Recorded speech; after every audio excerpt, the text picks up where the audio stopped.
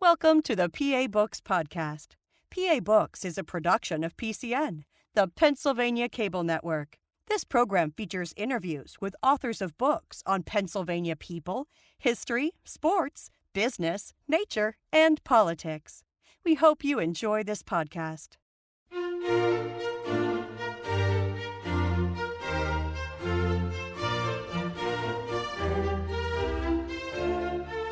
This week on PA Books, Troy Harman, author of All Roads Led to Gettysburg.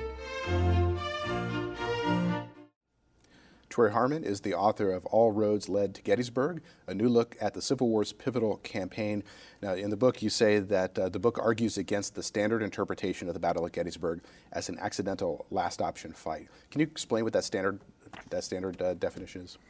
Yeah, the standard traditional is on why the battle occurred at Gettysburg was that the Confederates came into the town looking for shoes. And that was debunked many years ago. The Confederates looked for supplies in every town, but Gettysburg was not known for shoes. And whether a few of the men needed shoes or not, that wouldn't justify an entire army spending 2 weeks in Pennsylvania. So why were they there in the first place? Well, once the shoe story was debunked, and it has been in several different articles and books over the years, that really left a void, a vacuum of, so why were they there in the first place? Do armies that large and that experienced, Gettysburg was the 14th major battle, do they just simply stumble onto each other and run into each other? And so over the years, the idea of it was a meeting engagement started to develop. That is, on the fly, both armies discovered each other and adjusted. And I argue against that. I argue that it was deliberate. So let's talk more about your argument. In the subtitle, it says it's a new look. What's new about it? It follows the agency of water, rail, and road, and mountains and passes, and everything to do with man-made environment and natural environment. That humans can't just merely do whatever they want. There are constraints and restraints. Like you and I might want to buy $1 million house, but unless we have money in the bank, we can't just do as we please. And the same is true for generals in the field. They have to conform to water, rail, road. They're principles of war, too, that are just as true as Newton's 3 laws of physics. If you jump off a building at a certain height, it's going to be painful when you land.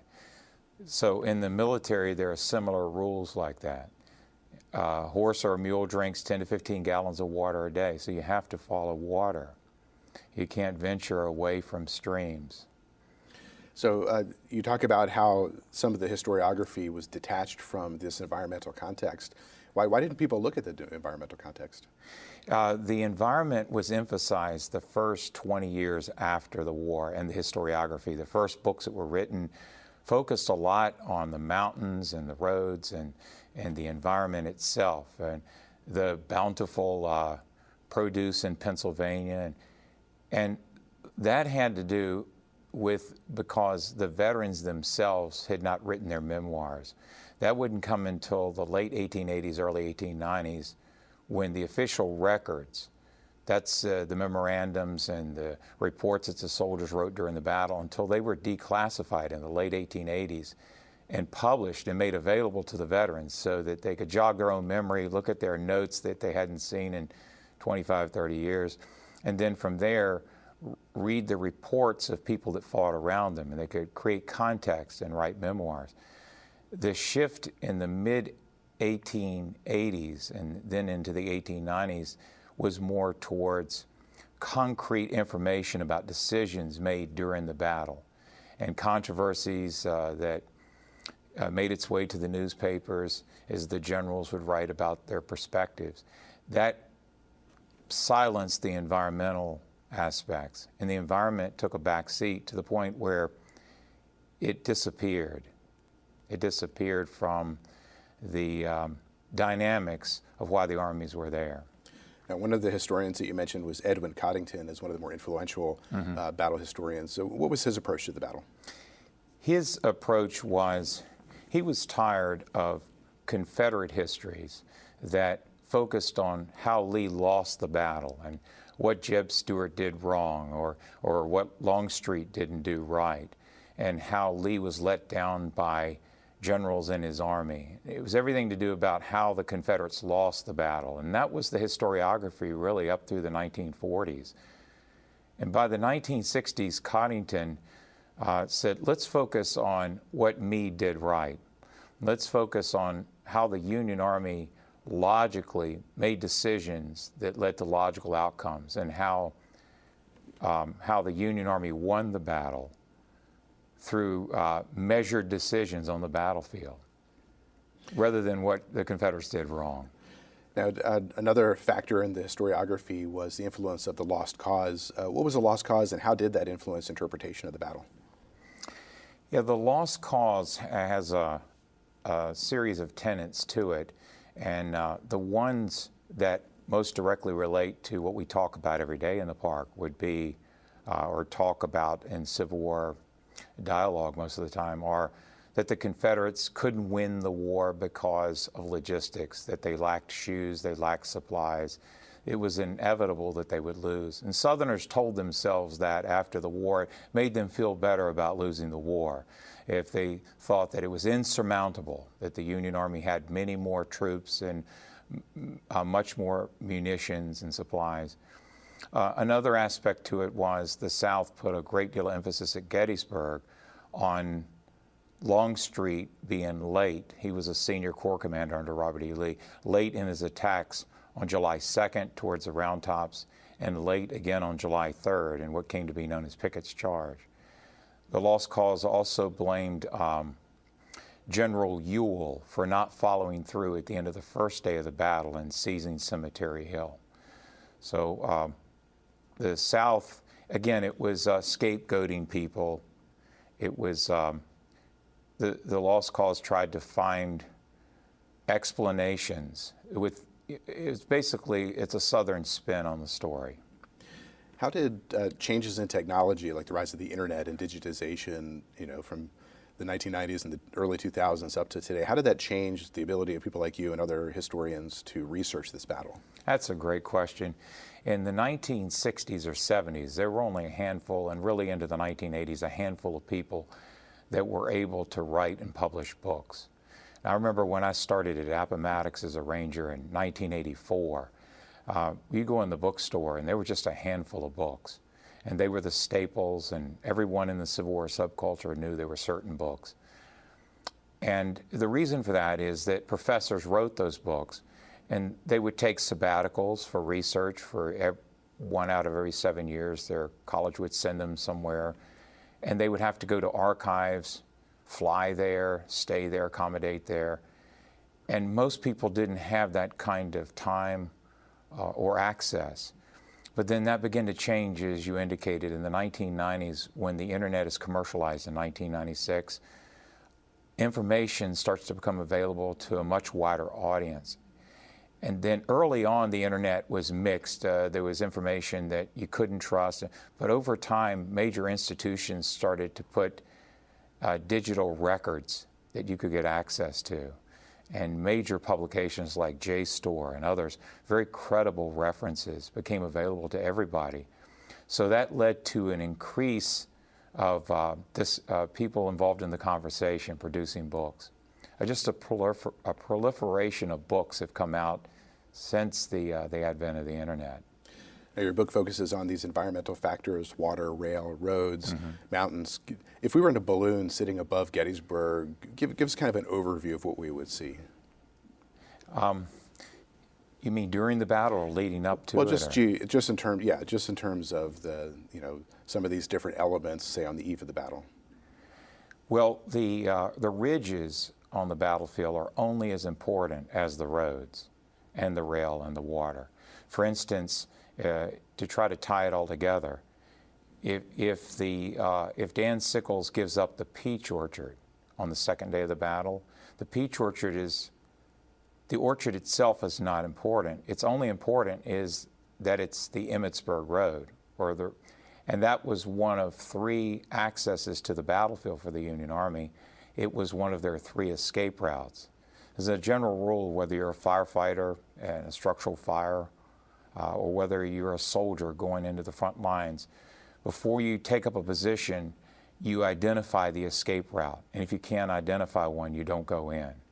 So the three primary routes, escape routes, tentacles for the Union Army to Gettysburg, and if they had to suddenly leave, would be the Emmitsburg Road, the Taneytown Road, and the Baltimore Pike.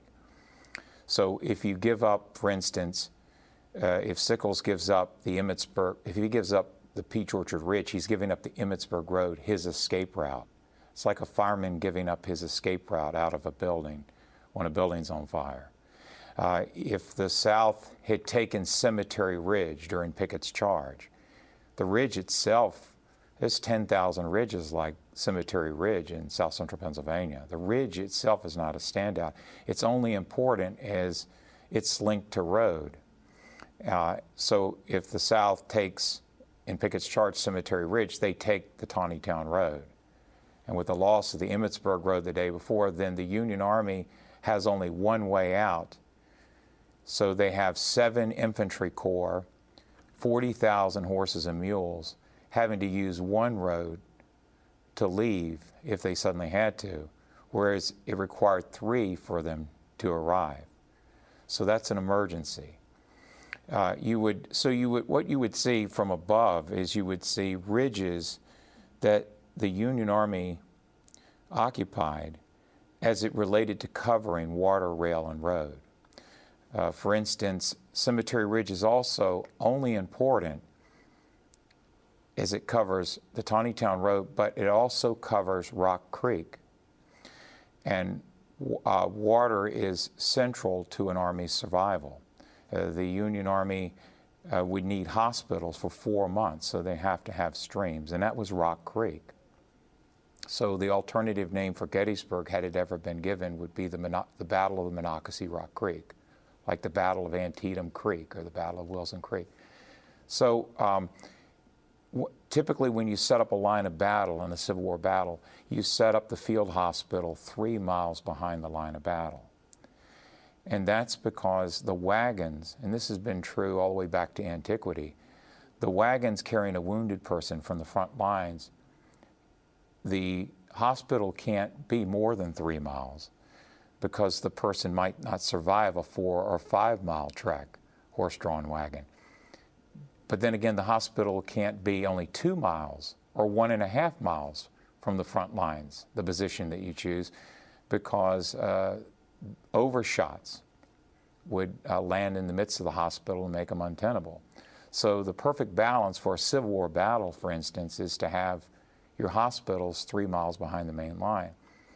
So when Cemetery Ridge was chosen and Cemetery Hill as the key positions on the battle, it was in part because of its relationship to Rock Creek being about that distance behind the lines. That's where your hospitals are.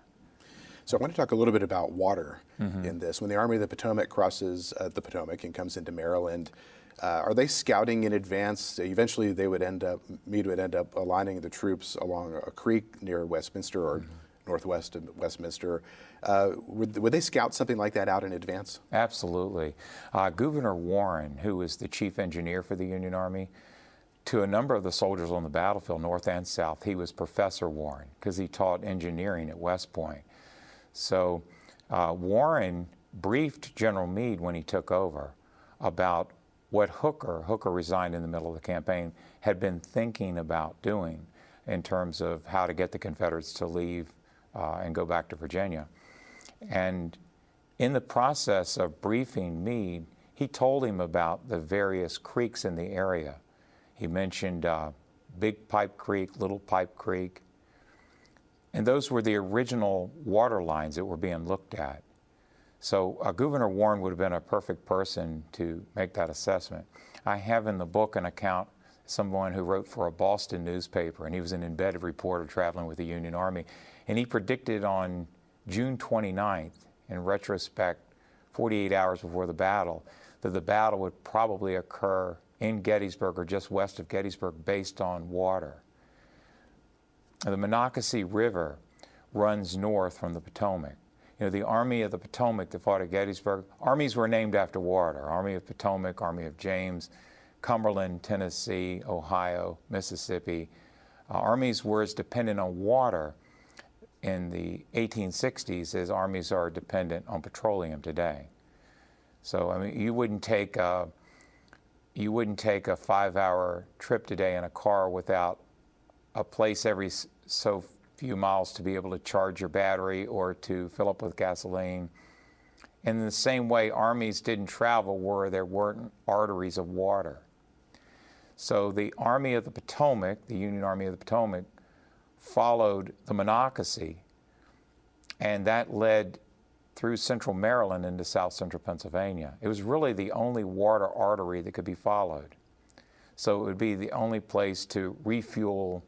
You know, a horse or mule drinks 10 to 15 gallons of water a day.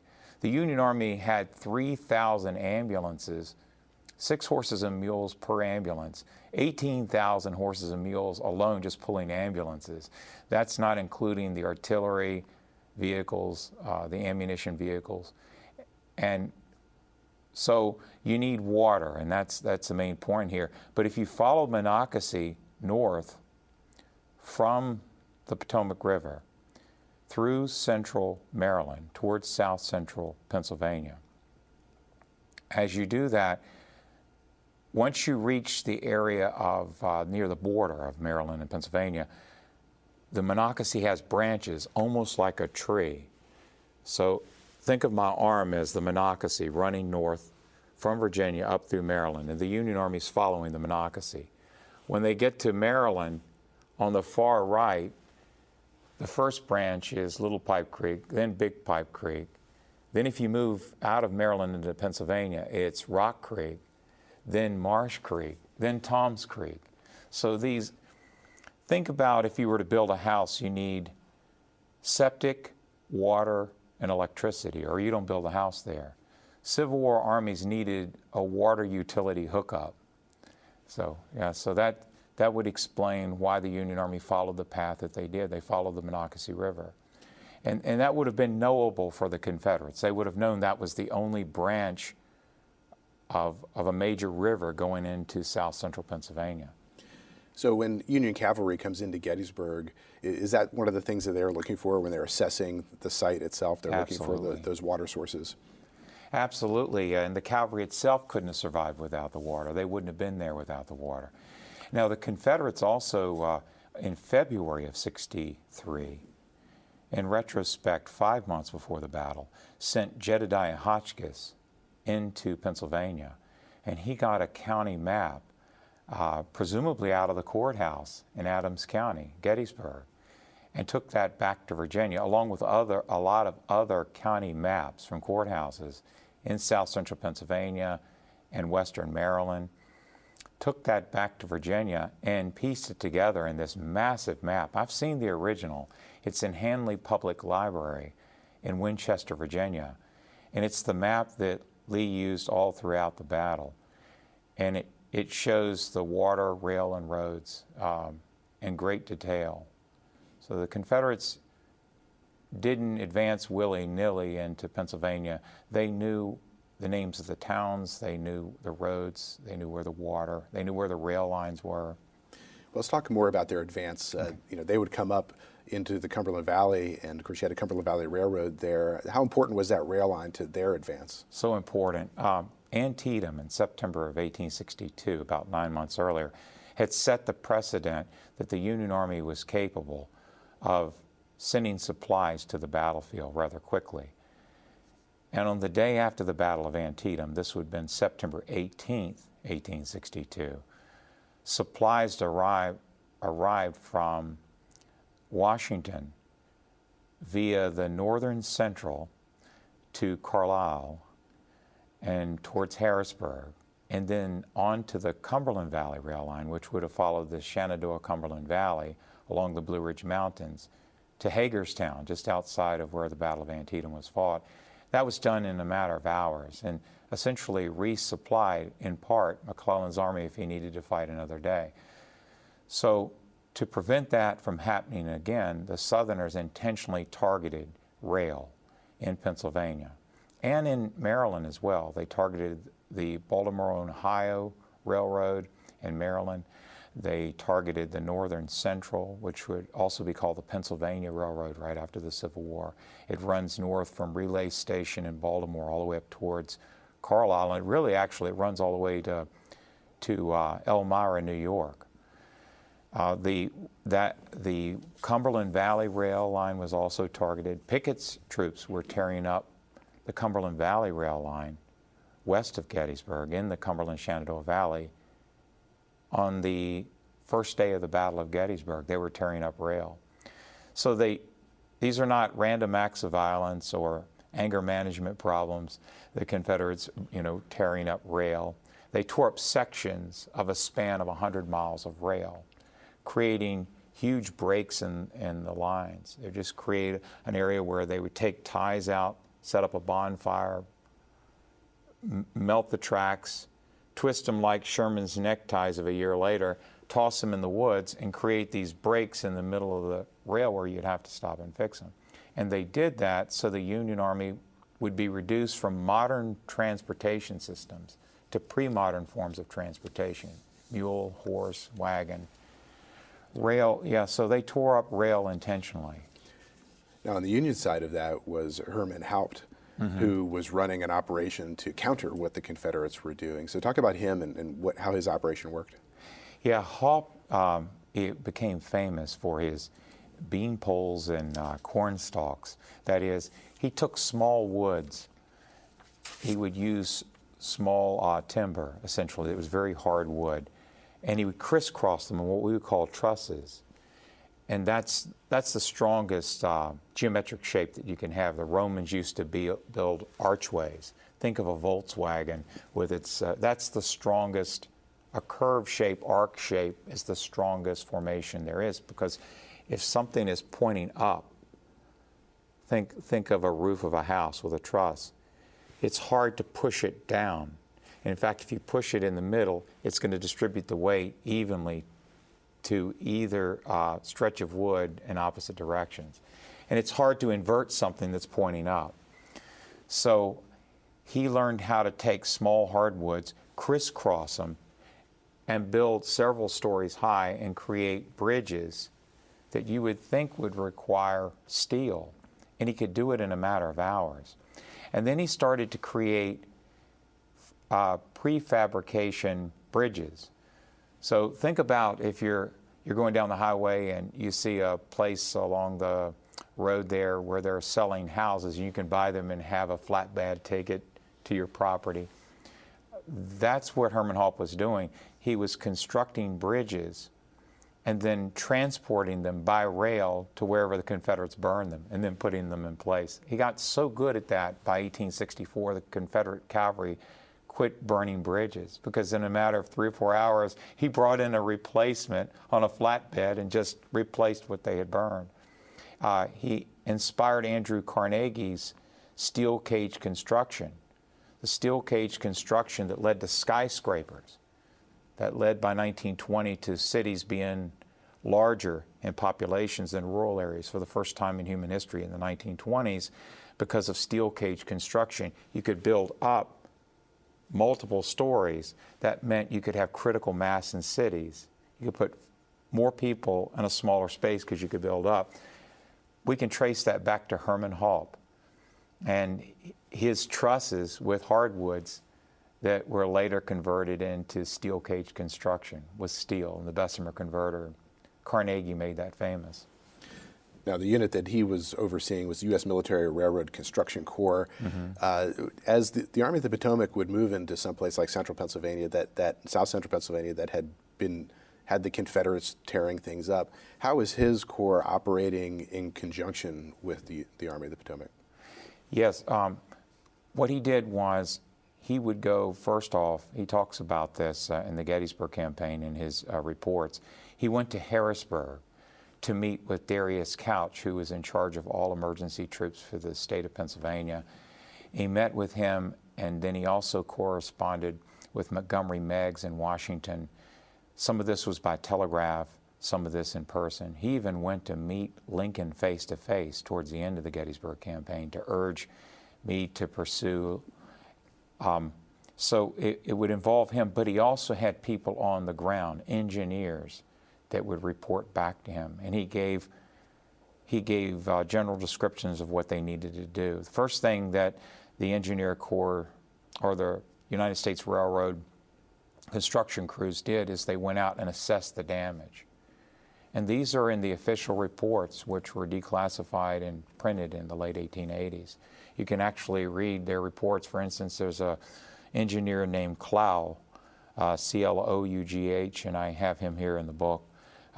He goes along the Hanover-Gettysburg line, and he said there's 2 bridges fully burned between Hanover and Gettysburg.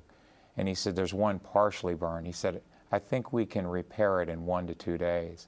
And then there's another assessment where he says, we can't get any closer than 10 miles to the battlefield because of burned track.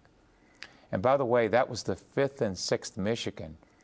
Custer probably was not with them, it's not known for certain, but they went through on June 28th before Buford ever got here, and they assessed the Hanover-Gettysburg line and learned that White's Comanches, 35th Virginia Battalion Cavalry, had burned the Rock Creek Bridge in Gettysburg. People came out and watched the bridge burn. That was on June 26th. So the Confederates came through and burned portions of the Hanover-Gettysburg line on June 26th. 5th and 6th Michigan discovered that on June 28th. That information was being relayed through the chain of command back to Meade. Now, you talk in the book about the kind of shared language that the officers would have had at the time, and you talk about terms like dislodge, position, decisive. They seem like ordinary words, but they had a special meaning for them. Can you talk about that language? Yes, and that's part of the broader point of the book, is that the title is All Roads Lead to Gettysburg. It's not just all physical roads and rail and water and mountains and valleys. It's also all philosophical roads. And that goes to your question here. There are military principles at work that would require the armies operate in a certain way, getting to the battlefield, fighting, and leaving.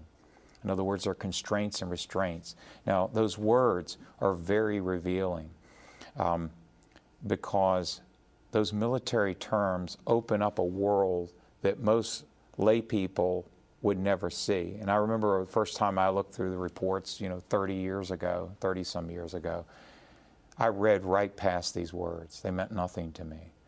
And over time, if Lee, for instance, is writing to Jefferson Davis and Lee both are military people. Davis had been the Secretary of War for the United States. Lee had been the superintendent at West Point. So when they write to each other, they don't elaborate for people that are not in the military. So they use words that are loaded terms, and once you learn them, it unlocks everything. For instance, dislodge. If you look at Robert E. Lee's first official report, filed within 24 hours after the battle, no one in Richmond would have read it for 10 days to 2 weeks, but he wrote it while the thoughts were fresh in his mind. He said to Jefferson Davis, he said, "We failed to dislodge the enemy from his position and gain possession of his position." I remember when I first read that, I thought, that tells me nothing, and I thought, this is almost a waste, that you would write so few words. But that's all military people need to write to understand each other. He said, first of all, we failed to dislodge. Well, people have written volumes of books about what Robert E. Lee's plan was at Gettysburg, and it's all found in that one word, dislodge. Dislodge means you're trying to get someone rolling back.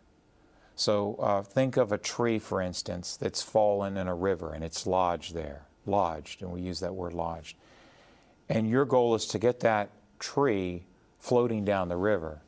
So you go in with a saw and you remove the branches that are scratching the basin of the river and it won't allow the tree to move.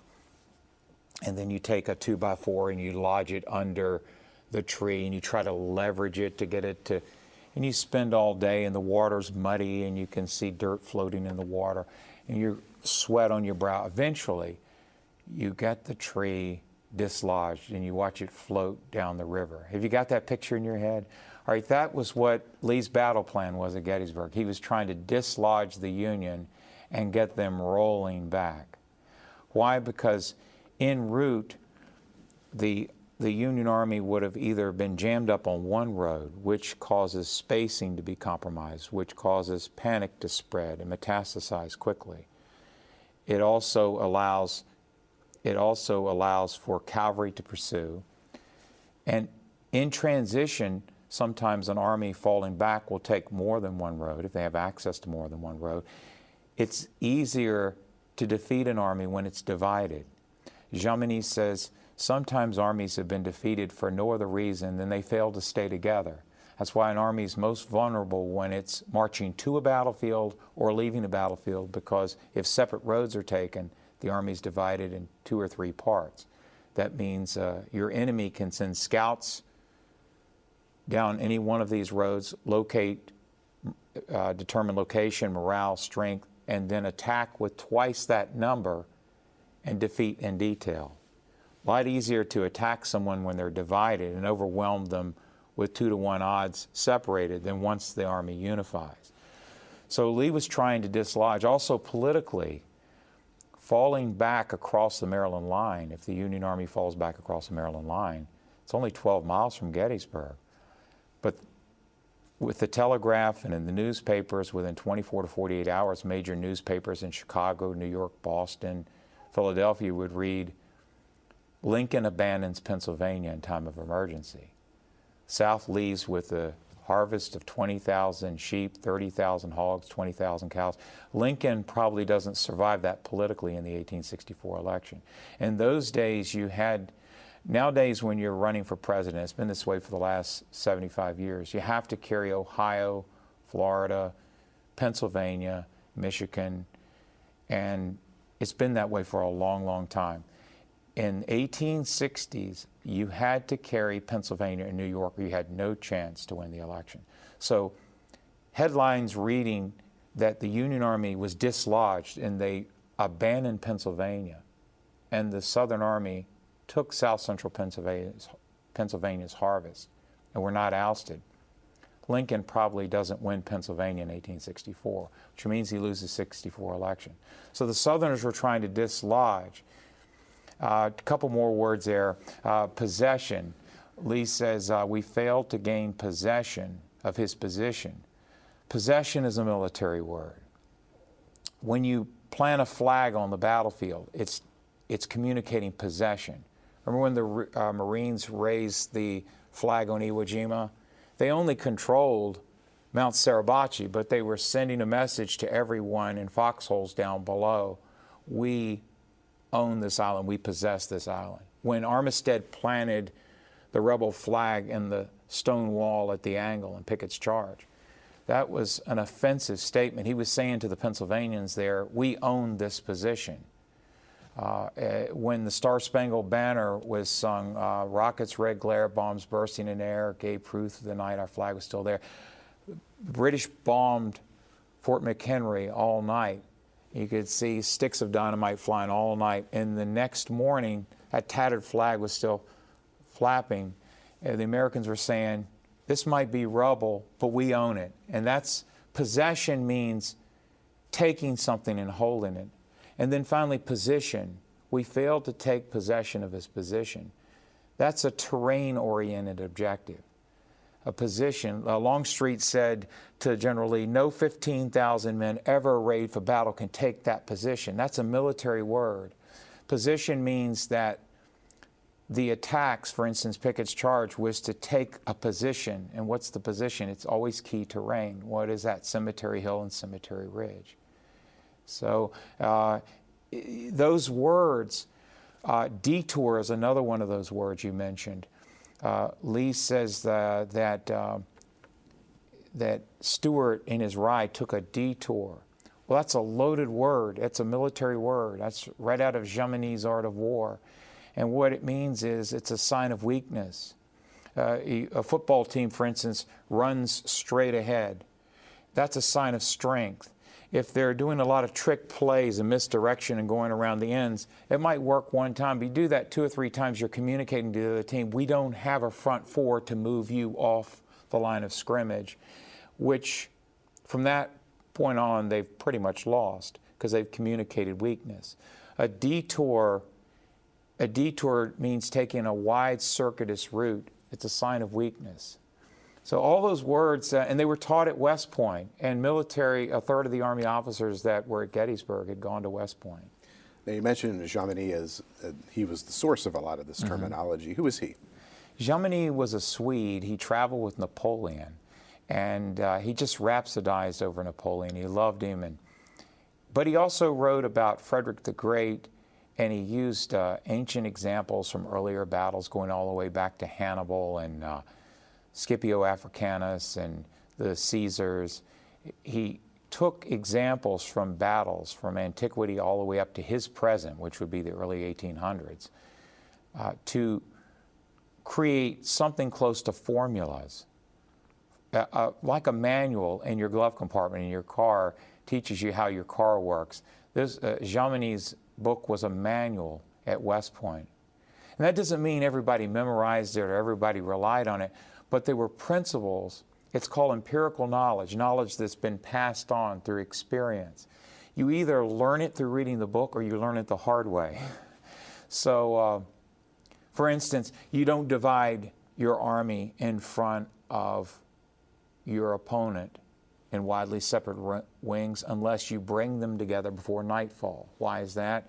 If you attack from widely separated points and you're trying to drive in on a central point and create critical mass on that point, if you fail to do that before darkness, because they didn't fight in the dark back then, very rarely, you don't know what will happen under the cover of darkness over the next 8 hours with one half of your army, the other divided. You might wake up and be surrounded. So remember, Lee's army was divided after Chancellorsville, and Stonewall Jackson was wounded in large part because in the night he was walking out between the lines trying to find a way to connect the army. That's why he was mortally wounded, because the fight at Chancellorsville had ended on May 2nd with Lee's wings detached. That's why Lee had a heart attack there. He had broken the rule that would be taught by Dennis Hartman at West Point when he taught from Jomini and other works, and it is, if you divide your force, it has to come together before nightfall, or you're vulnerable to being surrounded during the night. You wake up, you don't know what you're going to see the next morning. So there are principles there in Jomini's writings, and then Clausette's in his book On War would draw from that, and other writings. Frederick the Great's military operations book, that was also one that was used for logistics. But these were on the shelves at West Point and points of reference. So as Union troops are coming into Gettysburg for the first time, are they aligning their troop positions to the water sources that we've been talking about? Absolutely. The Union Army originally might have fought on Marsh Creek, where Lieutenant Marcellus Jones of the 8th Illinois fired the first shot at the Confederate columns 5 miles west of Gettysburg on Belmont Schoolhouse Ridge. That was overlooking Marsh Creek. So Buford had pickets all the way out that far. And then Marcellus rode back, and as Paul Revere years earlier had said, the British are coming, the British are coming. He said, the Confederates are coming, the Confederates are coming. And then, but yes, Marsh Creek and Rock Creek would have been the utility hookups for both armies. And the water framed the battlefield. So think of it this way. Think of a goalpost, and think of a well-kicked football through the middle of the goalpost. And at Gettysburg, Marsh Creek, which was where all the Confederate hospitals were, and it was their water supply, that was running north-south on the west side of Gettysburg. That was the Confederate utility hookup. The Union water source was Rock Creek on the east side of the battlefield running north-south, and the two were parallel to each other. I quote Captain Meade, General Meade's son, who described the water as what framed the battlefield. He called it a parallelogram. So you had these two parallel creeks, and they came together 6 miles south of the Round Tops, right near the Maryland-Pennsylvania border. They became the goalpost, and that would be the Monocacy. And the Monocacy flows into the Potomac, and the Potomac flows into the Chesapeake Bay. That's why Gettysburg is called the Chesapeake Bay Watershed. That's why our visitor center got a gold seal for conforming to environmental friendliness with the Chesapeake Bay watershed, and why we're so careful about the water in Gettysburg. That's where the Monocacy starts. It's where the Chesapeake Bay starts, is in Gettysburg. Not a coincidence the Army's ended up there. Now, you talked earlier about hospitals and that there need to be close to water. How did the hospitals that were servicing the Gettysburg battlefield position themselves with regards to water? Yeah, the water for the Union Army along Rock Creek, the hospital ran for 5 miles. And most people that visit Gettysburg don't drive Hospital Road, but if you were to drive it, it's probably the least visited place on the battlefield. But if you were to follow it and look at the Union Corps markers that are there, there's the 11th Corps, 12th Corps, 3rd Corps, 5th Corps is on a golf course called Meadowbrook Golf Course, and then the 2nd Corps hospitals. And these run for 5 miles from Blacksmith Shop Road to Hospital Road to Sachs Road to connect with the Baltimore Pike. And as I mentioned earlier, they're roughly, depending on where you're standing, 3 miles to maybe as much as 7 miles from the front lines. And they were set up as corps hospitals. Soldiers wore patches on their hats, red, white, and blue patches. So a red, and white diamond would be 1st and 2nd Division. Red is 1st Division, white 2nd Division. A diamond would be 3rd Corps. A trefoil, which looks like a cloverleaf, the 2nd Corps that repulsed Pickett's charge, they wore what looked like a cloverleaf. It was called a trefoil on their hat.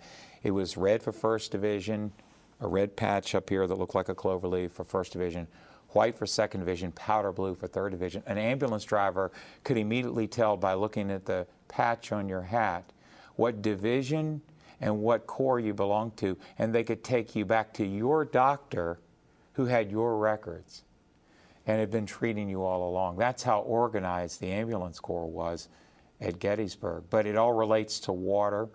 There were 20 men that we know that washed away during the battle.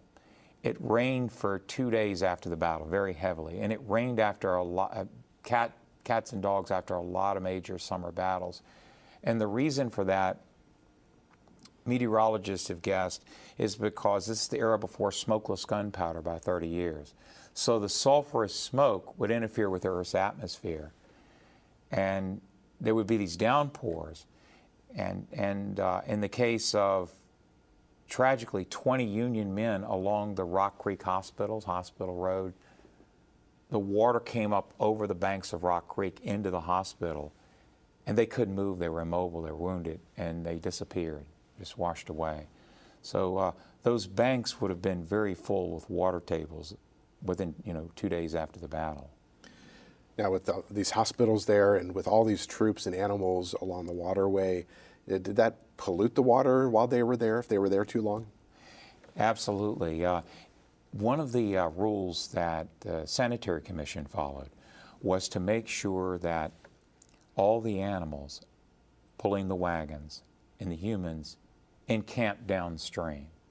So once a permanent hospital was established, you wouldn't want the men and the animals evenly distributed all up and down a river or a creek, because those that are further north are going to pollute downstream. That was learned from the cholera outbreaks in 1832 and 1849. Certain mortality rates were higher along certain wells in certain cities. Roughly 5% of the populations died along the eastern seaboard in 1832 and 1849 from cholera outbreaks. And it was learned that certain wells, for instance, in New York, there was a greater fatality rate. So there was an understanding by the time of Civil War that water had something to do with sickness. So what a Civil War medical corps person would take away from that is we need to make sure we camp downstream, so we don't pollute upstream and let it flow downstream to where others are encamped. So you try to consolidate everyone in a certain area downstream. Now, I want to talk about a figure, John Batchelder. Who is he, and what impact did he have on the park? John Batchelder was the first historian of the battlefield, and there were several people that were very influential early on, like Emmer Cope is another one. But John Batchelder moved to the battlefield. In fact, he visited within a month after the battle, and he was an excellent cartographer. And he also went through the hospitals and talked to Union soldiers right after the battle, and he started gathering information.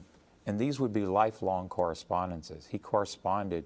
He died in 1896, 33 years after the battle. But he began to gather information. He set up residence in Gettysburg. And the federal government offered him $50,000 to write the official history of the Gettysburg. And in the end, he didn't take the money and never published it because the veterans so disagreed about the particulars of the battle that he valued their friendship more than the controversy that would come from publishing the book. Now, the Lads published his book late 80s, early 90s, and they edited it and put together his research. So it's available. There is a John Batchelder history of the battle, but he didn't publish it in his lifetime.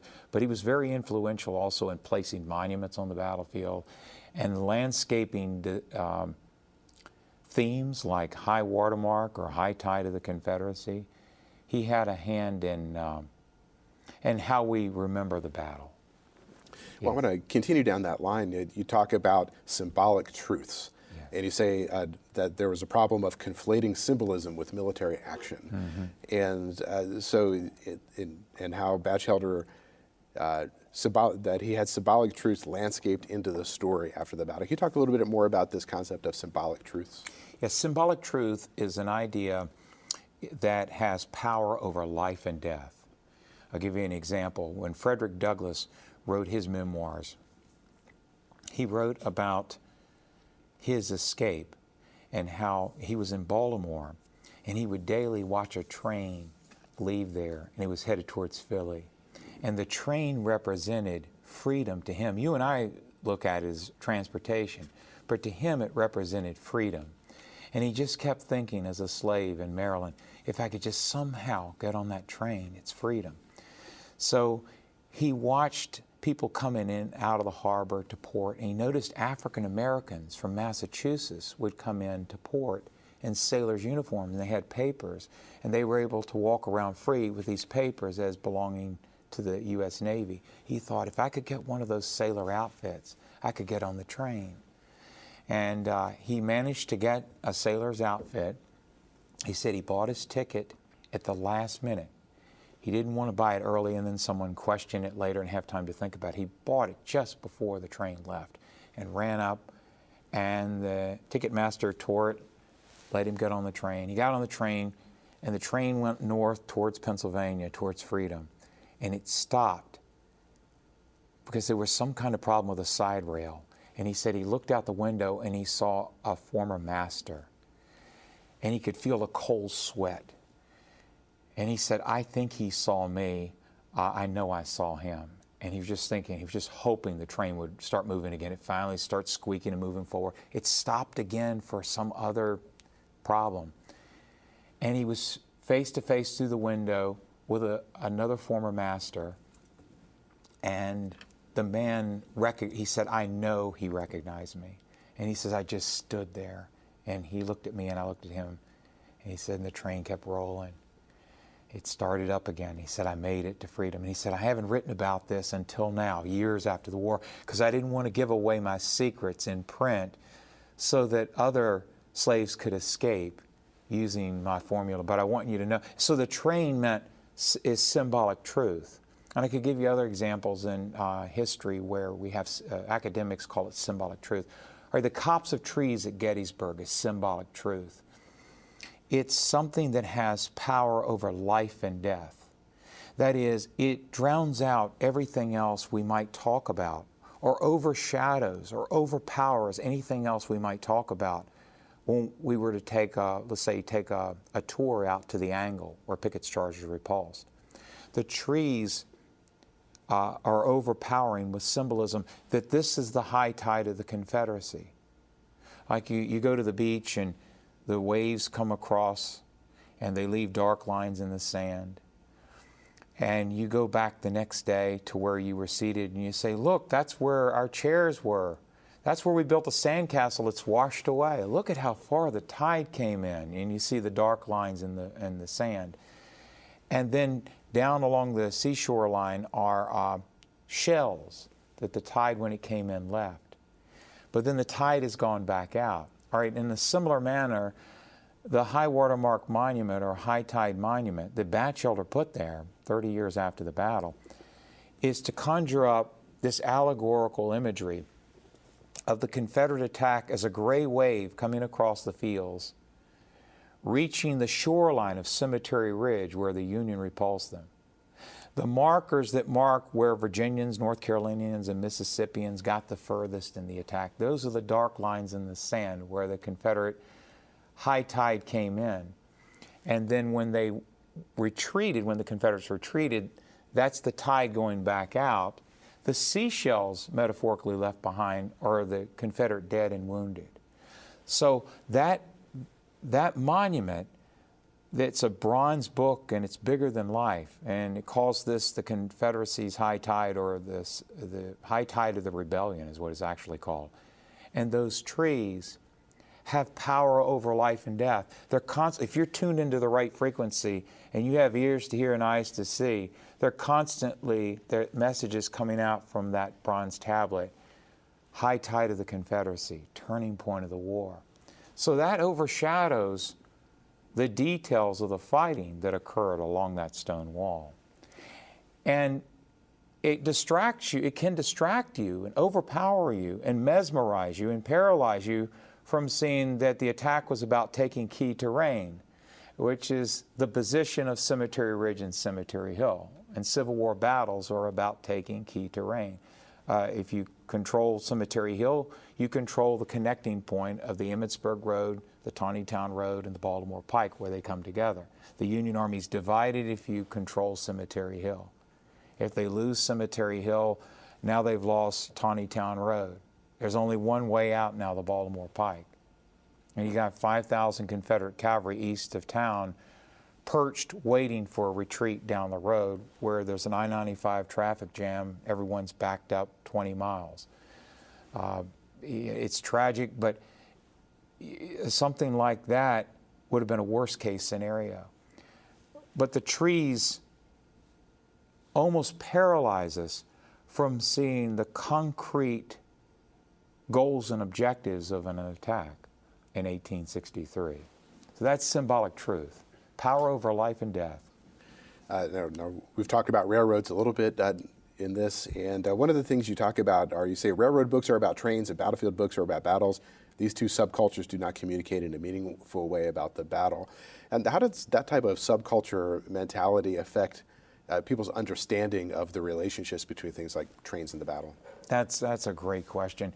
One of the things that I was taught early on in history classes was, don't announce that now we're doing women's history, now we're doing African American history, now we're doing technological history, now we're doing environmental history, now we're doing great events history, now we're doing great people history, now we're doing cycles in history, now we're doing systems and structures in history.